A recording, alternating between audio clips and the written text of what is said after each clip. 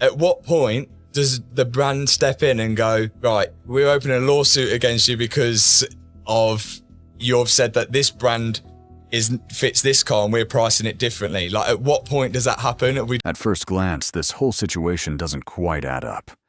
You've got someone like Mat Armstrong, who has spent years tearing down and rebuilding some of the most exotic, expensive machines on the planet. Lamborghinis, Ferraris, cars that most people will only ever see in posters or behind velvet ropes. He's poured enormous amounts of money into sourcing genuine parts, invested countless hours into documenting every bolt and wire, and in the process, generated millions upon millions of views that indirectly promote those brands to a global audience. Yet through all of that, there's been silence.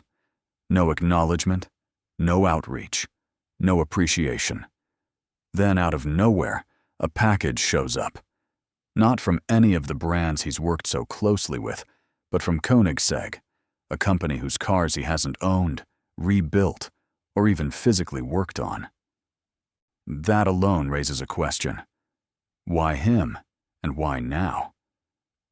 The moment itself wasn't loud or dramatic at first, but it quickly snowballed into something much bigger. Mat isn't easily surprised. When you've handled wrecked hypercars and brought them back from the brink, it takes a lot to genuinely catch you off guard. But this delivery managed to do exactly that. It came from Ängelholm in Sweden, the home of Koenigsegg's factory, which already gives it a certain weight. Inside the box was a selection of branded clothing, hoodies, shirts, high-quality merchandise that isn't casually sold in stores or pushed through typical retail channels.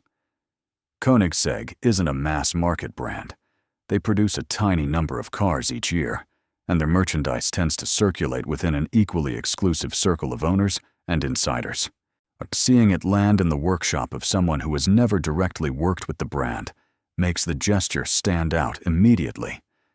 To really grasp how unusual this is, you have to understand how Koenigsegg operates. They're not known for traditional influencer outreach or broad PR campaigns. They don't scatter free products across the internet hoping for exposure. Their team is small, their communication deliberate, and their actions tend to be intentional rather than routine. So when something like this happens, it's not random. It means someone, somewhere within that company, made a conscious decision to connect with a specific individual. That alone changes the tone of the entire story. And then there's the note included in the package, not a generic message, not a marketing pitch, but a handwritten instruction suggesting that Mat watch certain videos. That detail reveals something critical. Koenigsegg had already been paying attention. They knew his work, understood his content, and chose to engage in a way that felt personal rather than transactional.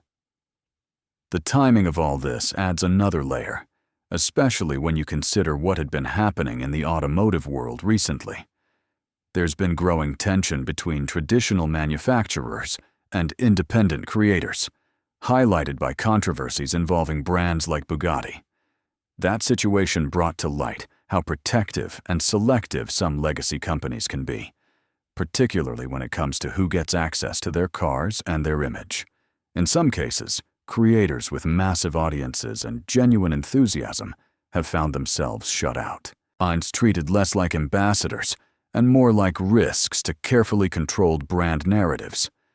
It's a mindset rooted in exclusivity, where maintaining a certain image often takes priority over openness. For someone like Mat, that dynamic isn't theoretical. He's experienced it firsthand. He's taken on projects that most people wouldn't dare attempt, like restoring extremely rare or technologically complex vehicles, all while sharing the process in detail with millions of viewers. These aren't superficial showcases. They're deep dives into engineering, craftsmanship, and problem-solving. Despite that, the brands whose cars he's effectively been celebrating have remained distant. That absence becomes more noticeable in moments like this, where another manufacturer steps in and does something simple but meaningful. What makes Koenigsegg's move particularly interesting is that it aligns with their broader philosophy. This is a company built on innovation rather than tradition, led by someone who has always seemed more interested in engineering than mystique. Their approach to cars and to communication leans toward openness and curiosity. They're not afraid to explain how things work or to let people see behind the curtain. That mindset naturally connects with the kind of content Mat produces. His videos aren't about surface-level impressions. They're about understanding. He takes things apart, examines them, and shares that knowledge with an audience that genuinely wants to learn. Seen through that lens, the package starts to make perfect sense. It's not about selling a product or pushing a message. It's about starting a conversation. By pointing him towards specific content, Koenigsegg isn't trying to control the narrative. They're inviting him into it. And for a brand that produces such a limited number of cars, that kind of targeted engagement is far more valuable than traditional advertising. It's not about reaching everyone. It's about reaching the right people. The contrast with other manufacturers becomes even sharper when you look at the bigger picture. Mat's projects have showcased some of the most iconic vehicles in the world, often highlighting their complexity and brilliance in ways that standard marketing never could. Yet those efforts have gone largely unrecognized by the companies themselves. It's not necessarily surprising, given how those brands operate, but it does create a noticeable gap. On one side, you have a creator investing time, money, and expertise into bringing these machines to life for a global audience. On the other, you have brands maintaining a distance to preserve a certain image. Koenigsegg doesn't seem constrained by that same perspective. They don't rely on mystery in the same way, and they don't appear concerned about people getting too close to the details. In fact, they seem to encourage it. That difference in attitude is what makes this moment feel significant. It's not just about a package, it's about a shift in how relationships between creators and manufacturers can work. Looking ahead, it's easy to see how this could evolve into something bigger. The initial contact has already been made, and both sides are now aware of each other in a meaningful way.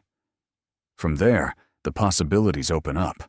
A visit to the factory in Sweden would be a natural next step, offering a level of access and insight that aligns perfectly with Mat's style of content.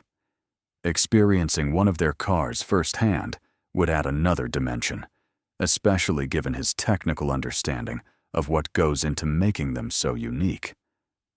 And while it might sound ambitious, even the idea of documenting a project involving a Koenigsegg isn't entirely out of reach, given the company's willingness to do things differently. Beyond the specifics, there's a broader shift happening in the industry. The way people engage with cars has changed, and creators now play a major role in shaping that experience. Audiences aren't just passive viewers anymore. They're curious, informed, and deeply invested. Brands that recognize this and adapt accordingly stand to benefit in ways that go far beyond traditional metrics. What Koenigsegg has done here is remarkably simple, yet incredibly effective. The cost of that package is negligible compared to the impact it's had. It sparked discussion, generated interest, and positioned the brand in a way that feels authentic rather than forced. Whether you see it as a genuine gesture or a clever marketing move, or both, it's hard to deny that it worked. And maybe that's the most important takeaway.